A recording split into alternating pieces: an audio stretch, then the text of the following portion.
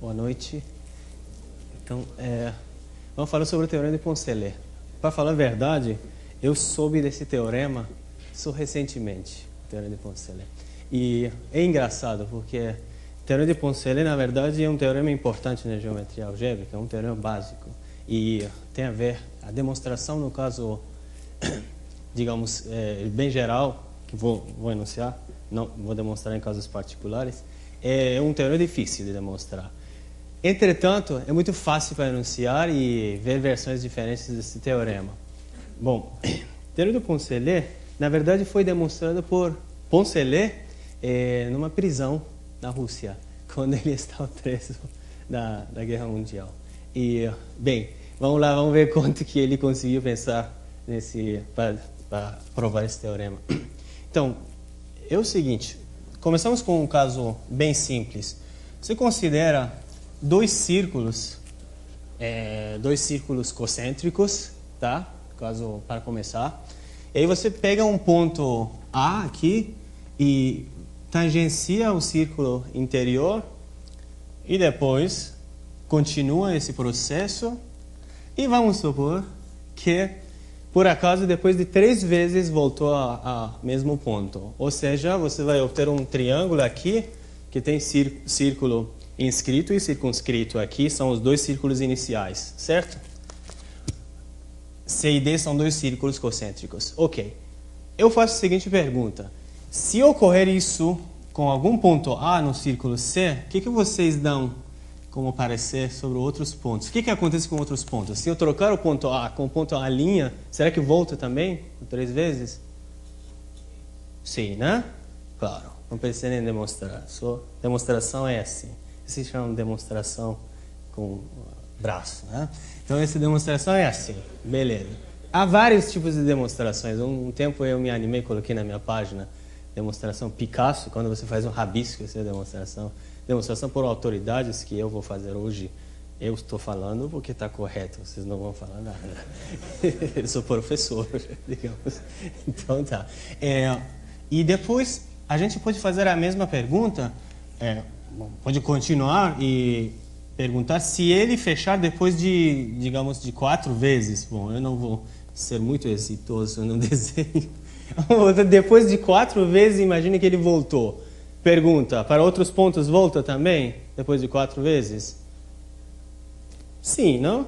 Na verdade, esse aí está dizendo que se você tem... Bom, o desenho, de fato, deveria ser assim. O processo inverso seria mais fácil para desenhar. Se você tem um ponto A, que depois de 4 vezes tangenciar ao círculo interior, voltar ao mesmo ponto original, então pega outro, qualquer ponto, deve voltar também, se os dois círculos são concêntricos, certo? Essa é a simetria do problema, de fato, quando os círculos são concêntricos. Beleza.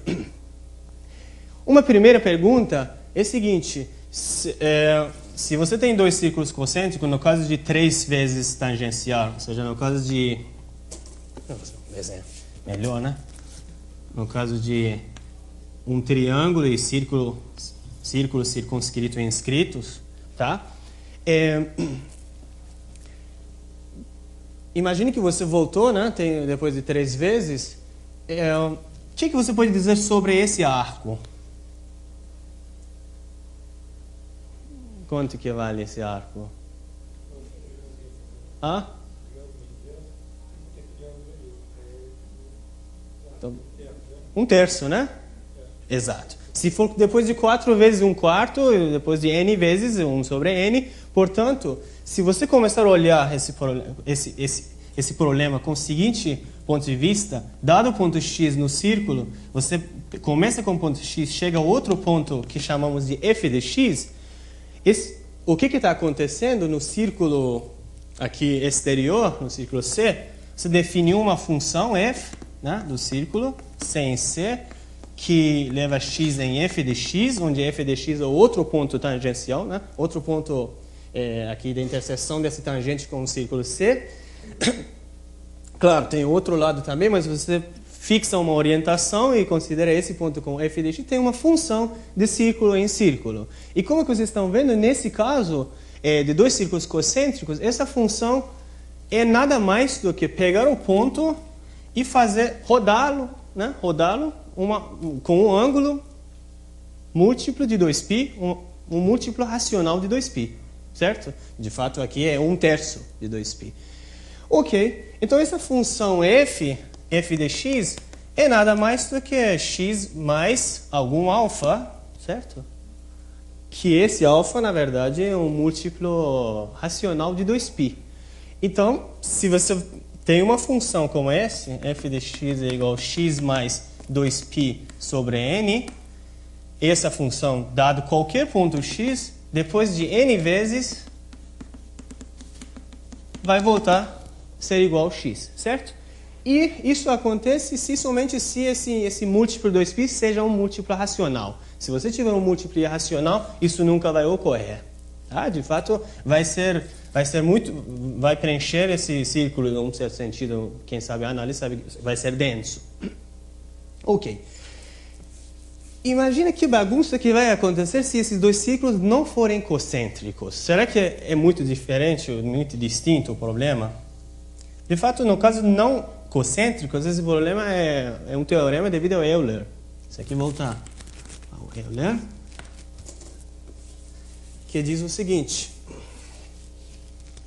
Você tem dois círculos, não necessariamente concêntricos, C e D, e aí você faz a mesma brincadeira. Começa a tangenciar.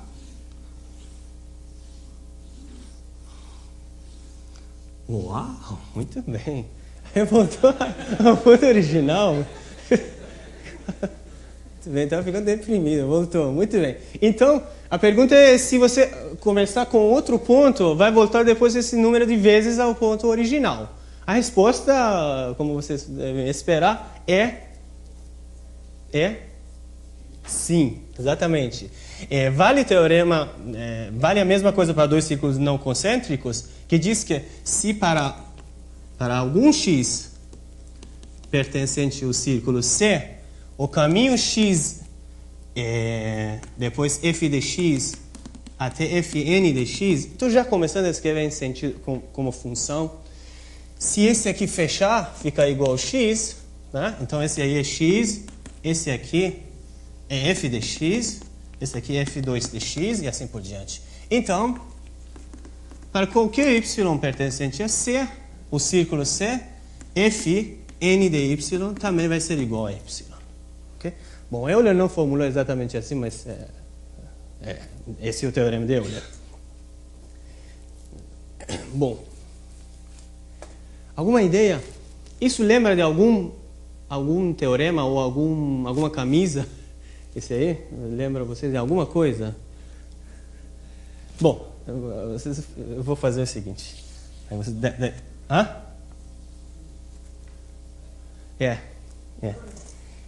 Veja bem, esse aí tem uma coisa parecida. Quando eu vi a primeira vez, realmente lembrei disso porque eu só sabia desse teorema até a Olimpíada. Eu não conhecia esse teorema no momento que eu iria fazer a Olimpíada. E aí, passou o tempo. Beleza. Isso aí. Então, essa aí é a camisa da Olimpíada, né? Não sei se ainda tem essa camisa, mas essa é a camisa da Olimpíada. Esses são círculos de Steiner.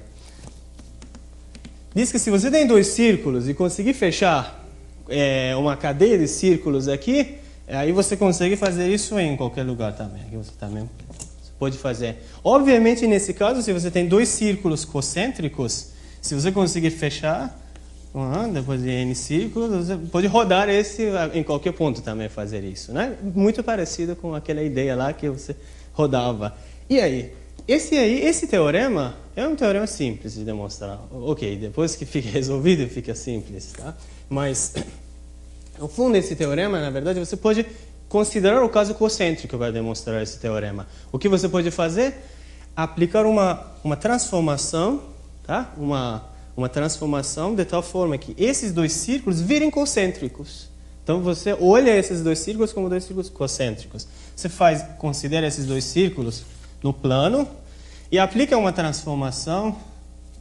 Bom, vou dar um nome para vocês, não.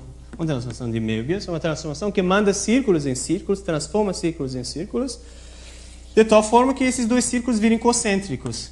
Então, ou seja, esses círculos agora vão vir para esses círculos.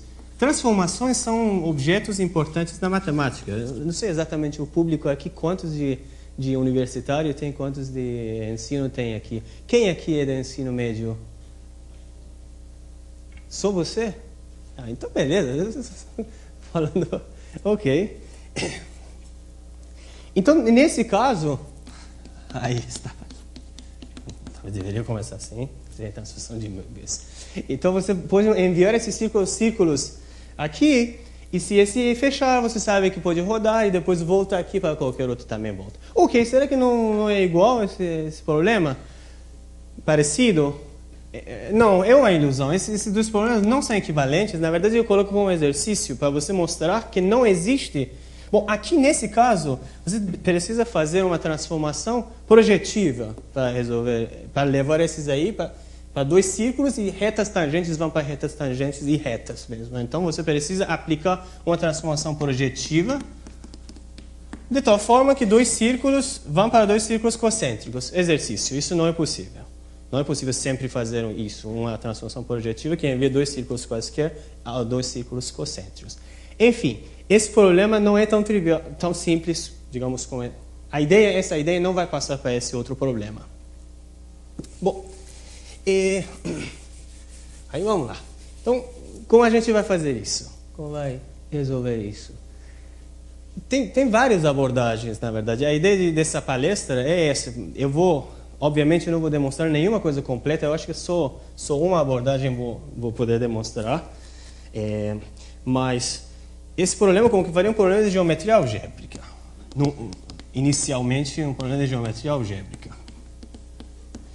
Isso porque esse problema não é só para dois círculos, o teorema de Poncelet. O teorema de Poncelet, de formato algébrico, digamos, bom, ainda não tão geral, diz o seguinte: se C e D são elipses, tá? Você pega dois elipses aqui, tá?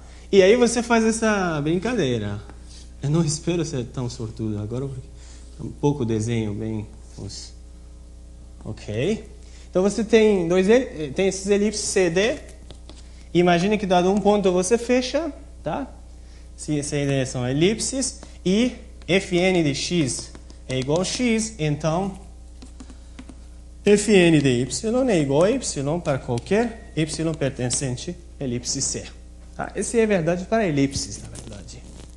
Bom, o teorema é válido para cônicas em geral, no plano projetivo, dado dois cônicos em posições gerais, aí é uma coisa parecida, é verdadeira, que aí tem a demonstração.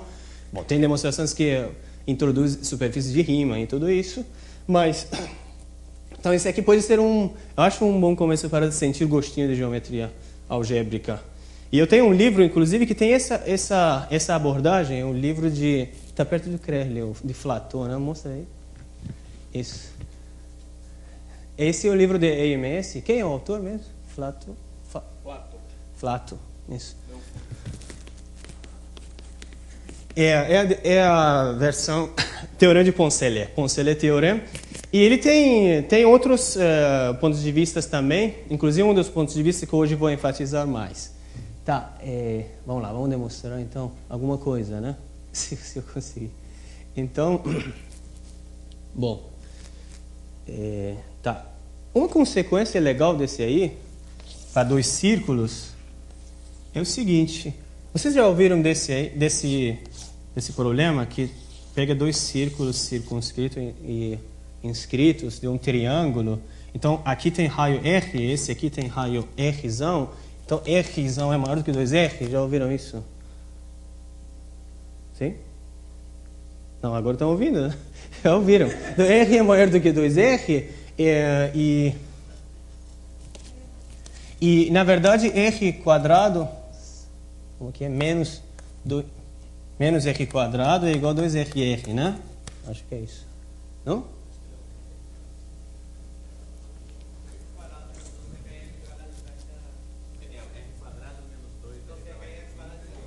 R quadrado menos 2 é igual a R quadrado?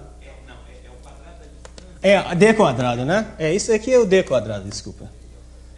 D é a distância entre centros de círculos circunscritos e inscritos. Ok? Então, esse é D. Olha, esse aí, eu tenho um pavor de demonstrar isso. Eu não conheço uma demonstração assim simples para esse daí. Mas tem contas aí. Mas olhando para esse aí, eu consigo demonstrar esse aqui muito mais simples. Porque se acontece isso, usando o teorema de Poncelet, eu posso demonstrar esse teorema, ou seja, essa igualdade, só para triângulos isósceles e concluir que para qualquer triângulo é válido isso. É legal, isso não sei, isso de FHC ou outros que você falou, mas esse ponto de vista quer dizer que você vê um problema, eu gosto mais desse partido. Você pega um problema, você sempre quer achar um jeito mais fácil para resolver o problema, porque você tem preguiça de fazer conta, você está vendo que genericamente qualquer pessoa que aqui aparece fala para vocês isso. Nós matemáticos somos os mais preguiçosos de cientistas e sempre queremos não sujar a mão, digamos, até sujar a mão com contas, mas são indispensáveis as contas, a gente sabe e sempre vai. Então aqui, o que eu vou fazer? Existe preservação, lei de preservação de esforço, é isso. Você sempre tem que fazer algum esforço. Então aqui você faz, se tem um triângulo qualquer e você quer mostrar isso, você pode sempre meter aqui um triângulo isósceles, tá? Sempre dá para achar um triângulo isósceles cujo círculo inscrito e circunscrito sejam esses dois círculos exatamente. Concordam? Veja isso é fácil de ver. Sempre você mexer aqui, você pode achar um triângulo isósceles aqui cujo círculo seja isso. E agora, para triângulo isósceles, relativamente é fácil demonstrar. Então, prova isso, estrela, para isósceles. Se você provou para triângulo isósceles, você provou para qualquer triângulo, porque qualquer triângulo que você considerar, você pega os círculos inscritos e circunscritos e bota um triângulo isósceles lá, que R e D são as mesmas coisas. Tá? Então, se tiver essa relação, lá tem para qualquer triângulo. Ok. Então, vamos lá. Vamos ver.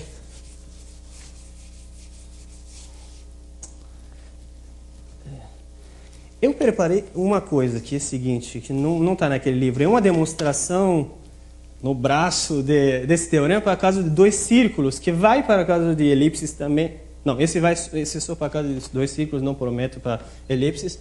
Mas usa geometria euclidiana, é a minha antiga paixão e continua a ser a paixão, é usar geometria euclidiana mesmo, que eu vou começar a colocar etapas para a demonstração. Quantos minutos que temos aí, Crele? 20? Ou 20?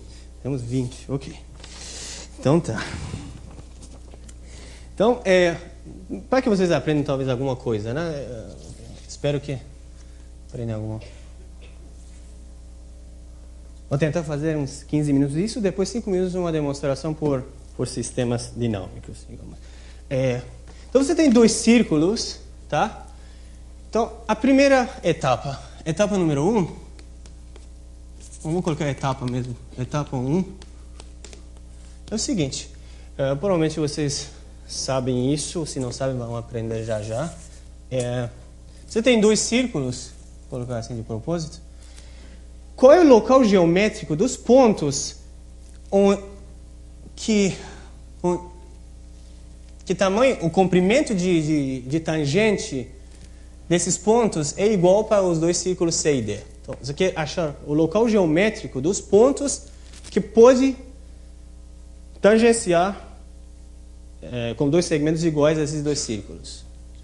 Não sei se deixei claro para você. P, e esse aqui é T, esse aqui é T'. Eu gostaria de saber qual é o local geométrico dos pontos P, tá, que PT é igual a PT', tá? É isso aí.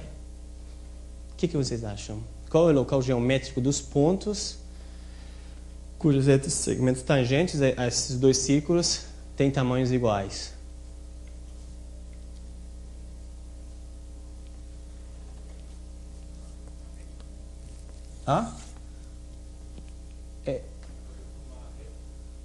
É uma reta. Dá para ver, acho que é uma coisa linear, mas esse aí você pode mostrar que é exatamente essa reta. Se você pega o linha e depois vai ser uma reta ortogonal à o linha. Esse aí tem nome, né? É o eixo radical, né? Esse é o nome dele, é eixo radical. Então, isso porque, na verdade, esse aí é mais fácil de demonstrar isso já para vocês. Então, o que é? PT' é igual a esse. Usa Pitágoras, né? 2 vezes usa Pitágoras, você vai mostrar. Usa Pitágoras 2 vezes, você vai mostrar que esse aqui vai ser sempre constante. E aí já está. Usa Pitágoras. Usa Pitágoras 2 vezes. Esqueci. P, como que é? PT quadrado mais R quadrado vai ser igual a PO quadrado, onde R é círculo de raio de círculo C. PT' quadrado mais R quadrado vai ser PO' quadrado, certo? E aí o que acontece? PT igual a PT', né? Pela nossa definição, PT igual a PT'. Então isso quer dizer que PO quadrado menos PO' quadrado é igual a R2 menos R quadrado. Então isso quer dizer que esse negócio é constante, PO quadrado menos PO' quadrado. Então PO, tem que usar mais Pitágoras. PO quadrado menos PO' quadrado, você usa Pitágoras para agora esses 2 triângulos, né? E aí você vai ver que então esse negócio tem que ser constante. Tá? Então vai ser uma reta ortogonal à linha. Ok, essa é a etapa 1. Etapa 2.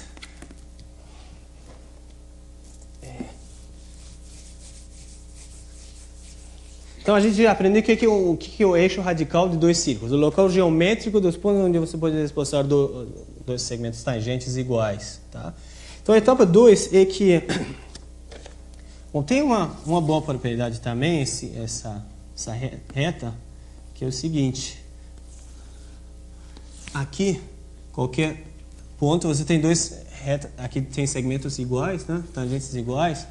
Então você pode esboçar, aqui você pode considerar um círculo de raio desse... ok? Você pode considerar agora um círculo que seja ortogonal a esses 2. Tá? O que é a propriedade de um círculo ortogonal a outro círculo? Tem 2 círculos que são ortogonais.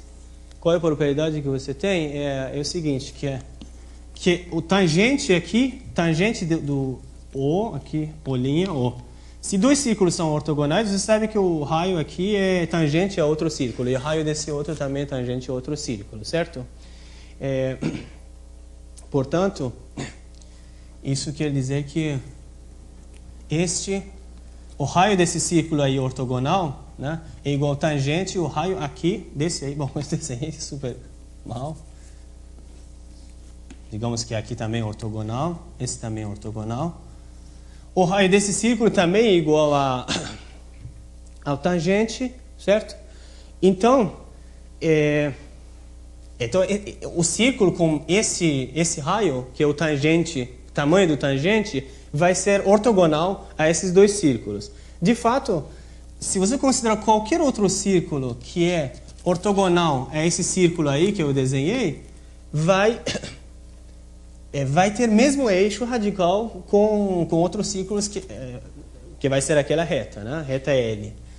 Então, se você considera qualquer outro círculo que tem mesmo eixo radical, vai ser ortogonal a esse círculo. Então isso quer dizer que essa família ou seja, você vai ter uma família de círculos, agora você vai ter uma família de círculos que são todos ortogonais a um círculo dado aqui. Esse círculo aqui, esse círculo. Uma família de círculos que são ortogonais a esse círculo. E essa família, cada 2 círculos que você considerar, o eixo radical é sempre a mesma reta. Tá? Então, o eixo radical em comum entre uma família de círculos está em correspondência com ser ortogonal a um círculo fixo aqui. Tá? Então, esse é uma propriedade legal também de geometria. Cada um deles aí é um exercício, digamos, para a geometria euclidiana. Mas se você juntar todos esses exercícios, vai ser difícil de resolver depois. Então, essa aí é a família ortogonal. Etapa 3 é o seguinte, que se você tem dois círculos, tá? E esse aqui é eixo radical, ok? E dado um ponto qualquer, P, digamos, pegar um ponto qualquer, P, desse lado, no mesmo lado que os círculos estão, existe um único círculo que tem mesmo eixo radical com esses dois, com cada um desses dois círculos. O que vocês acham? Eu acho que tem que ficar um pouco mais interativo, eu estou falando só. Então, isso deixo como uma pergunta. Dado um ponto qualquer, existe um único círculo cujo eixo radical com cada um desses aí vai ser sempre essa reta. E aí, o que vocês acham? Como a gente construi? Fala. Você que dá ensino médio, o que está pensando?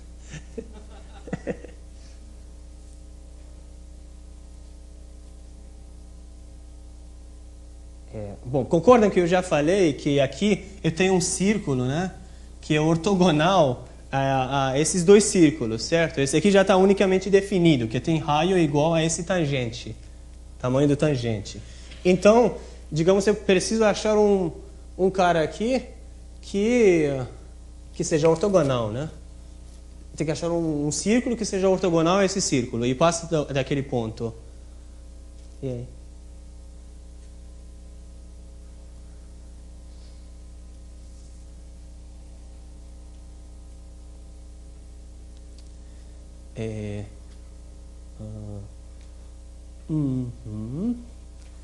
Bom, faz o seguinte. Esse aqui chamam de S, P. Bom, esqueci um momento esse círculo. Esse aqui chama P'. Ok? Lembram de um famoso fórmula que é a seguinte: se você tem um ponto aqui, esse P, P', aqui você tangencia T, tem o seguinte, né? Esse P vezes esse P' é esse T ao quadrado, né?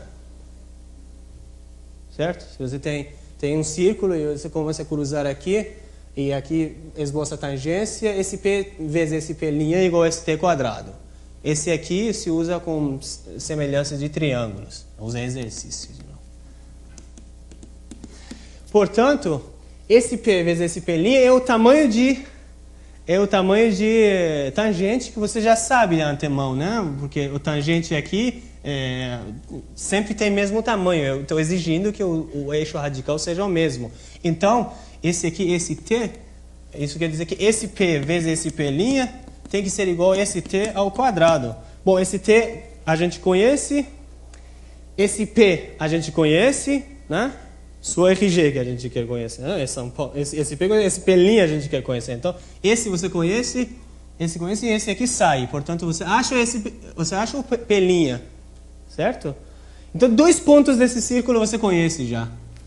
Se você conhece desse círculo dois pontos e sabe que, bom, e é uma coisa que a gente na etapa 2 viu, que não falei, que é o centro desses círculos está nessa reta, né? Sempre. Você já acha o centro e esboça, já vai achar o círculo, né? Unicamente fica definido. Dois pontos e o centro já achou o círculo. Ok. Etapa 3, agora 4. Provavelmente eu deveria ter escrito isso, ou eu escrevo e coloco em algum lugar. Como um exercício, isso aí. Etapa 4 é o seguinte, que se você tem dois círculos, tá? E tem uma corda aqui CD, existe um único círculo,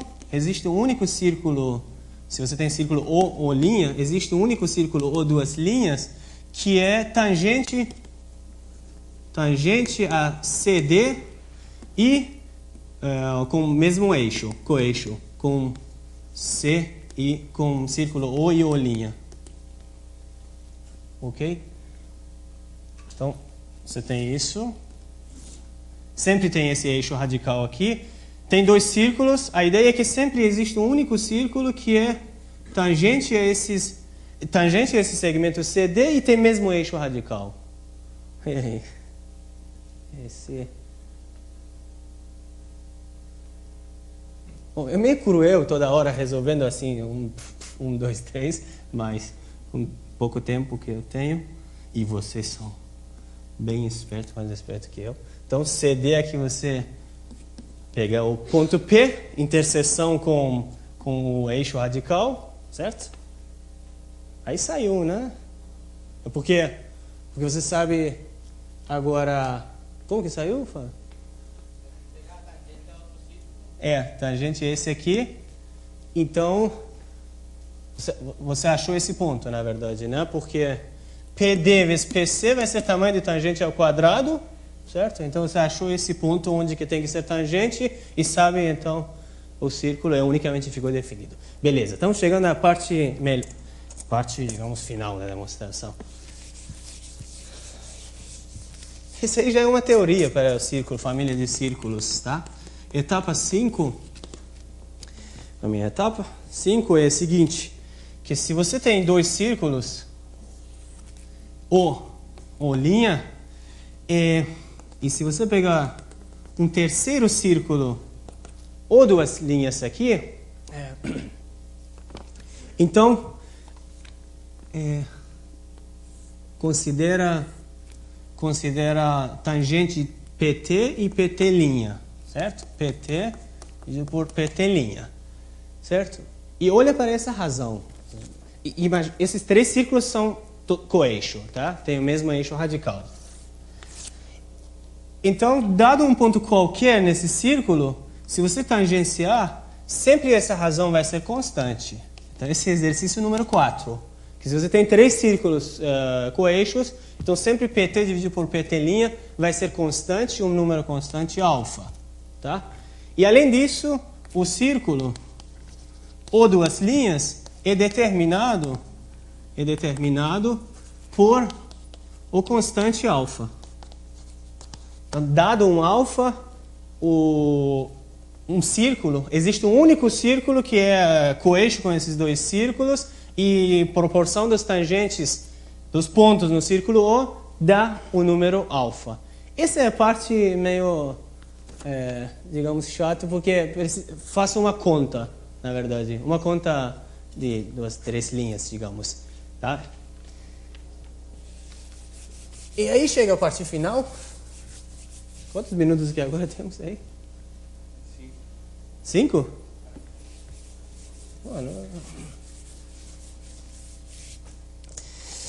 Então, etapa 5, com 5. Etapa 5 é o seguinte. Vocês já vão sentir o gostinho da teoria de Poncelet, e até agora ainda tem o gostinho. Então, tem dois círculos aqui. Você pega dois segmentos, A1, A2, e pega B1, B2, tá? Considera dois tangentes. Então, etapa 5 diz o seguinte, que existe um único círculo ou duas linhas, aqui O linha, existe um único círculo que é tangente, que ou duas linhas é tangente a A1B1 e A2B2, coeixo com O e O'. Então, existe um único círculo, existe de fato e é o único círculo que é tangente a esses A1B1 e A2B2, de tal forma que esse círculo é coeixo com aqueles dois círculos. Tá, esse exercício é realmente bacana. Esse exercício sozinho eu acho que serve como exercício para passar um tempinho. E esse aí demonstra agora o teorema. Esse aí vai terminar demonstrando o teorema de Poncelet. Por seguinte, porque Olha, a teoria da Poncelet diz o seguinte: se você começa com um ponto A1 e aí tangenciar, certo? E chegar ao ponto inicial, então, se você começar com um ponto B1, também você vai voltar ao mesmo ponto. Se você voltou, você vai voltar de qualquer ponto, certo? Então a gente faz o seguinte: faz esse desenho de A1, eu faço esse tangente, de B1 também faço o tangente, e aí uso essa etapa. Existe um único círculo que é tangente a esses dois segmentos e eu coeixo com aqueles dois. Faço a mesma coisa agora para A2 e B2. Faço tangentes, né? Vai existir um único círculo que é tangente aos segmentos correspondentes. Se o A1, A2, A3 voltou ao inicial, certo? Então, se A1 for igual a N, então isso quer dizer o quê? Então isso quer dizer... E esse círculo não está variando, não está mudando, né? Esse círculo aqui, coeixo, não está mudando. Se A1 ficar igual a N, então esse círculo nosso é tangente a A1, né? A1, B1, então AN, BN, né? AN, BN, certo? Só que A1 é igual a N, né? A1 é igual a N, certo? Então BN também tem que ser igual a B1.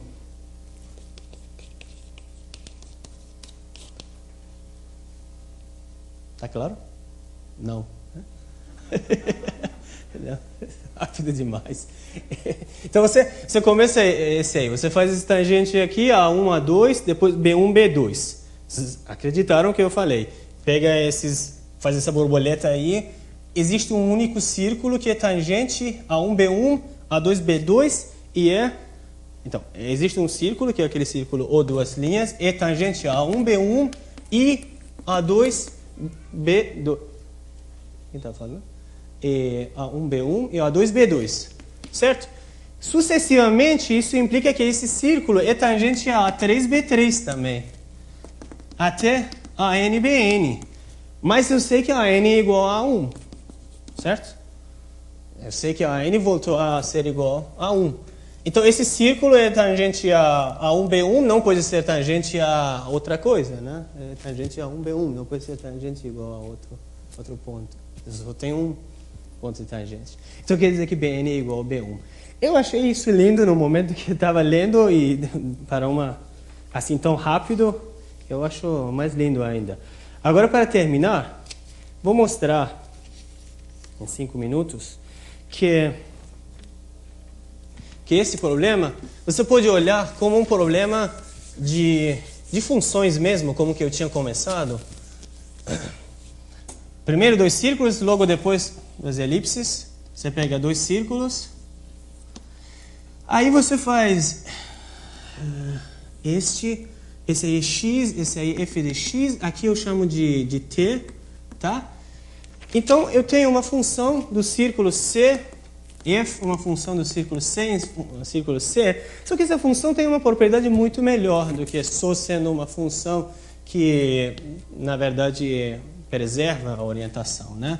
Essa função tem a seguinte propriedade. Você pode definir um jeito de medir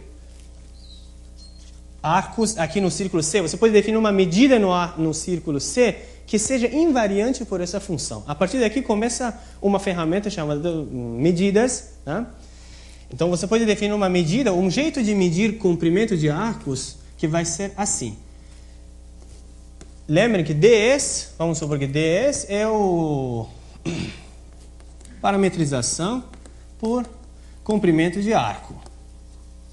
O natural, que vocês conhecem, onde esse aí, o tamanho desse aí é tamanho euclidiano, certo? ds.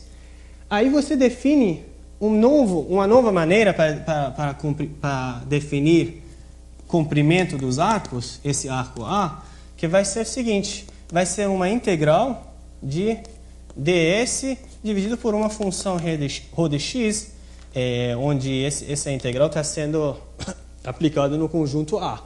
Tá? Quando você calcula comprimento de arco, normalmente que temos na mente logo no início, a função ρ de x é igual à função 1. Então, pega um círculo unitário, círculo de raio 1. Então, o que é o comprimento desse arco aqui? 2π sobre 4, né? Esse 2π sobre 4 é nada mais do que pegar integral de ds, né, sobre esse arco. Okay? Agora, eu não quero pegar só a integral ds. Divido por uma função também e aplico a integral. Esse aqui se chama uma medida que é absolutamente contínua com respeito de medida de Lebesgue, que é uma medida conhecida, que é essa medida aqui, que é o comprimento. Tá? Então, se você pegar uma função qualquer, esse aí dá um jeito para medir tamanho de arcos. E aí eu defino assim essa função. Rho de x, para mim, vai ser xt, comprimento de xt. Tá? Isso.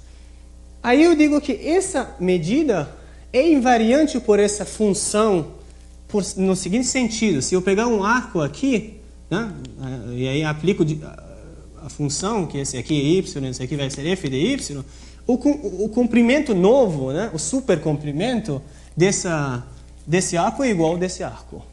Tá? Esse quer dizer que a função preserva a minha medida. Tá. E esse aí é bom de ver, uns segundos, a gente vê isso, porque aqui que a demonstração vai ser sistemas dinâmicos, digamos, a gente vai usar, mas esse tem um gostinho de geometria euclidiana, porque a gente, para mostrar que essa função, essa medida é preservada por função nossa, f, então vamos ver o que é x, y, esses dois triângulos são similares, concordam? Semelhantes, certo? Porque esse ângulo é igual a esse ângulo, esse ângulo é igual a esse ângulo, então esses dois triângulos são semelhantes, mas você sabe que esse ponto de interseção não é um ponto tangente, é um ponto qualquer, né? Que, digamos. Bem, beleza. Então isso quer dizer que x... Vou fazer uma coisa meio chato aqui para quem é fanático. Esse aqui é f de x mais delta, digamos, esse aqui eu vou chamar de y, então esse aqui eu vou chamar y mais delta y, como que os físicos... Então, o que vai ser esse tamanho? Já vai. X mais delta x, ou seja, delta x dividido por delta y vai ser o quê? Delta x é o comprimento desse segmento, dividido por delta y, vai ser a mesma coisa que xt, né? Não, xq dividido por yq, né? Usando a semelhança desses dois triângulos, esse triângulo e esse triângulo. Então, este dividido por este é a mesma coisa que este dividido por este. Beleza. Então, se o delta x vai para zero, isso quer dizer que, então, o ds... Ali. Tá. Terminou? Aí, peraí. Já terminou. Esse aqui vai ser xt dividido por yt. Então, isso quer dizer que ds dividido por xt, que é ds dividido por ρ de x, é uma medida invariante. Beleza, agora vocês façam com um exercício que eu tenho uma medida que é invariante por função. Aliás, esse exercício já é resolvido agora. Você pega o ponto, esse ponto voltou. Pega outro ponto, você quer dizer que volta. Tá, o que você faz? Você pega esse arco, tamanho de imagem é sempre a mesma coisa. Se o ponto x voltou, o outro também tem que voltar, porque se não voltar, vai ter uma medida maior ou menor. Acabou. Tá? Então, isso aí.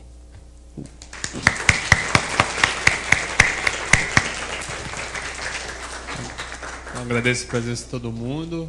Em seguida, imediatamente após a sessão olímpica, nós vamos ter a comemoração dos 40 anos da Sociedade Brasileira